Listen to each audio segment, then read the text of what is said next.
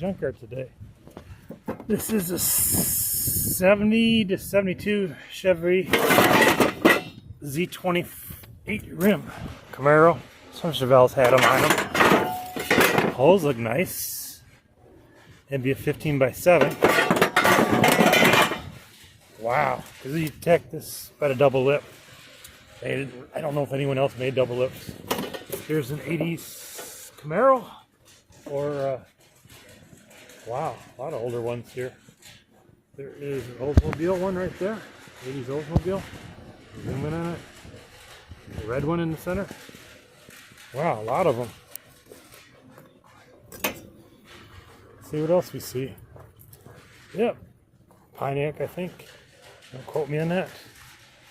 Ooh, what is this? Honey, don't know sure what that is.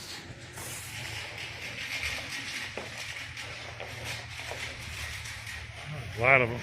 Hopefully get a cool idea what's in here. Wow, Pontiac. Some of these could be 14-inch rims.